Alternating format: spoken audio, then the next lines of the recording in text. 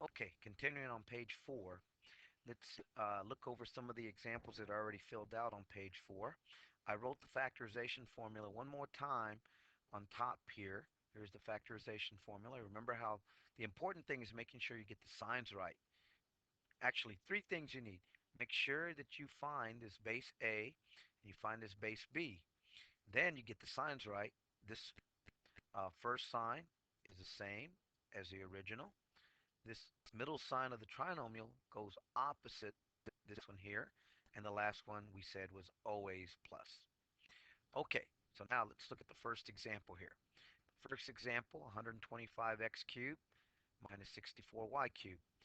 So I write this explicitly as, notice that it's a difference of two cubes. So here I realize that 5x is the quantity I got to cube to give me 125x cubed. So the 5x is playing the role of A. Then it turns out that 4y is a quantity I got to cube to give me 64y cubed. So the 4y is playing the role of B. Now I throw it into the formula. Notice how I start I put some parentheses here. Drop base A. Here's base B. Formula says that this sign should be the same as the original. So notice how I have a minus sign sitting right here. Then I open up some square brackets. Take base A, which is 5x, and I square it. Notice how I take this 5x and I put it in parentheses because I'm going to have to multiply that out. Then the formula says that the middle sign of the trinomial is always opposite the original. Well, the original one is minus, so this one is plus. Then I take base A, which is 5x, and I multiply it times base B, which is 4y. Then the formula says that the last sign is always plus. Then I take the quantity that's playing the role of B, which is 4y, and I square it.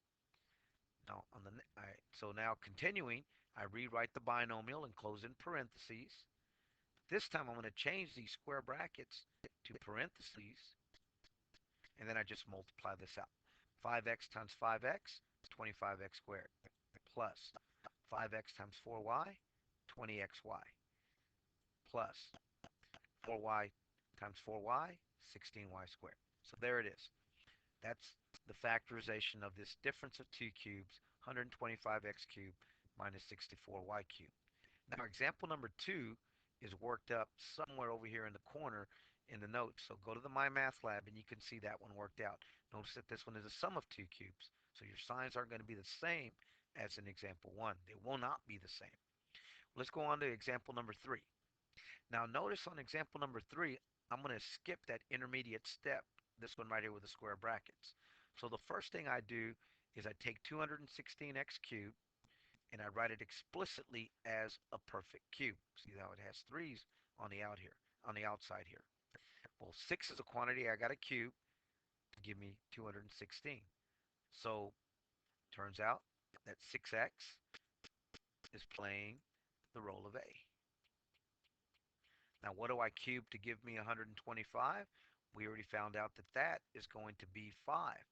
So the 5 is playing the role of B. Notice how there's no variable or anything on this last base. So now we're ready. And I'm going to skip the intermediate step and just put it into the right hand side of the formula. Here's base A, here's base B, same sign, so there's a minus sign here. Put some parentheses. Now go 6x times 6x, that's 36x squared. Don't forget the 2 right there. Formula says that this sign should be opposite the original, so it's plus. And then I go 6x times 5, that's 30x. Slash sign is always plus. And now 5 squared is 25. Notice that there's no square on the 25.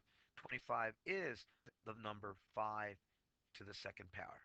So there's our factorization of that difference of two cubes. Again, notice how I went directly from the uh, the explicit writing of this difference of two cubes straight into that final answer.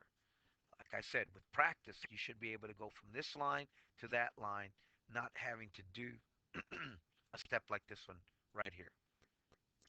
Okay, look at example number 4.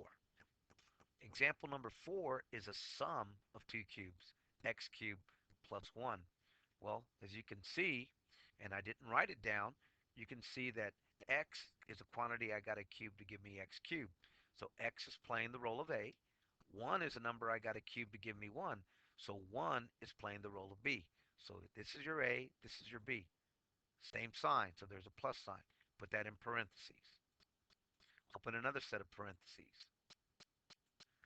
Take base a and square it. That's why we have x squared. Formula says that this sign should be opposite the original, so it's minus. Then a times b. Well, a is x, b is 1, so x times 1 just gives me an x. Don't need to write the 1 in front of it. Always plus, and then the last term is b squared, or 1 squared, which is 1. So again, I went straight from, on this one, I went just by looking at that sum of two cubes, x cubed plus 1, and I went directly to the factorization form. Okay, now let's do another one. This one's a little bit tougher, number 5. Difference of two cubes. We have 8x to the 6th power minus 125 y to the 9th.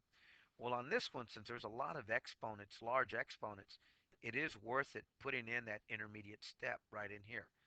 At any rate, let's start by finding our base A and base B. So what do I have to cube to give me 8? Well, we know it's 2. But now, be careful. Look at what I have to cube to give me x to the 6th power. It's an x squared. So how do I figure out this exponent that's sitting right here, the 2?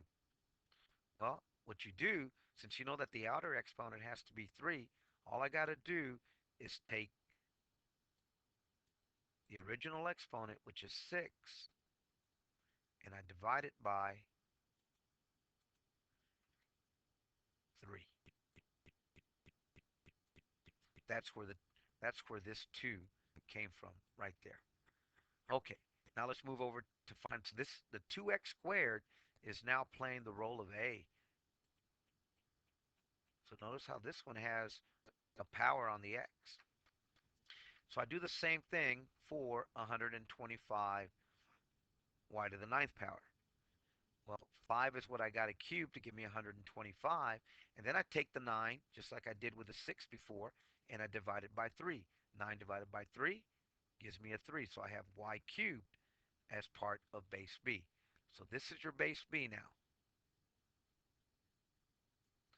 Base B is going to be the 5y cubed. Okay, so let's continue. Now we go and throw it into the formula.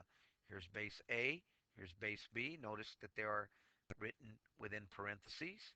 The formula says drop the same sign, so I put a minus sign here. I open up some square brackets. Here's base A, which is 2x squared, and I raise that to the 2nd power. The formula says that this sign should be opposite the original. The original is minus, so this one's plus. Then I take base A, which is 2x squared, and I multiply that times base B, which is 5y cubed. The formula says that this sign is always plus. Then I take base B, which is 5y cubed, and I raise that to the 2nd power. Now, bring down the binomial. Change the square brackets to parentheses here. And now it's just a matter of carefully multiplying out 2x squared raised to the 2nd power. So I'm going to take this power of 2, and I'm going to distribute it to that 2, and that power of 2 is going to be distributed to the x squared. So in other words, I take 2 raised to the 2nd power, and that gives me a 4. X squared, I multiply the exponents, and I get x to the 4th. Moving to the middle term, 2x squared times 5y cubed. Well, 2 times 5 is 10. Then x squared times y cubed, x squared y cubed. Finally, 5y cubed, I do the exact same thing I did with the a squared term. I take the 2, so I'm going to take 5 to the 2nd power, and then I'm going to take y cubed to the 2nd power. Well, 5 to the 2nd power is 25, and then y cubed squared, I multiply the exponents using the power rule for exponents. 3 times 2 gives me y to the 6th power. So there is our factorization for this difference of two cubes that we started with in example number 5.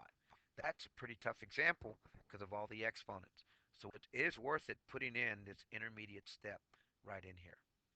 Okay, let's continue and do one more example here, and then you can look at the rest in the notes. Excuse me. Look at the directions now. The directions read completely factor each polynomial. Okay, remember what we said in class on Wednesday. When you see this word completely, or this phrase completely factor, that usually means that you need to use more than one factoring technique on the problem. Well, if you look at this problem here, the 2x to the fourth plus 250x, that is not a sum of two cubes. So this factorization formula up here does not apply. However, what you should notice that there's a common factor of x. Well, if there's a common factor, that means that you can produce a greatest common factor, which in this case turns out to be 2x. So I factor out the 2x, open up some parentheses. Then I take the 2x to the fourth and divide it by 2x. 2 divided by 2 is 1. X to the fourth divided by x, subtract the exponents, and that leaves me x to the third power. And I have a plus sign here. Then 250x divided by 2x.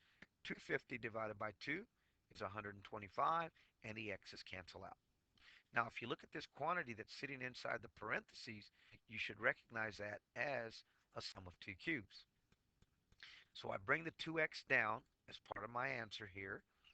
I put some square brackets, and now I'm going to proceed to write this sum of two cubes explicitly as a sum of two cubes. So I have to find base A. So x is going to play the role of A, and 5 is playing the role of B. And where did the x and the 5 come from? Well, x is what I got to cube to give me x cubed. 5 is what I got to cube to give me 125. So this is A, and this one's B. So then I bring the 2x down as part of my answer, open up some parentheses, and I'm going to do this without the intermediate step. Put base A, put base B, same sign goes right in here, put some parentheses. Here's base A squared, opposite sign. Base A times base B, always plus, and here is base B squared. Notice there's no 2 on here. This right here, the 25 represents 5 squared.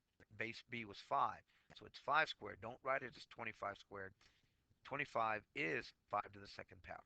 So here is our complete factorization of this binomial here. Notice it has a monomial, has a binomial, and a trinomial factor. So be sure to look over the next 3 examples. They were worked out entirely, completely on the MyMathLab. And be sure to do the 2 problems, I'm sorry, the 3 problems. No, there's just 2 problems that follow this video as part of your uh, class assignment for Friday, March 1st. Okay.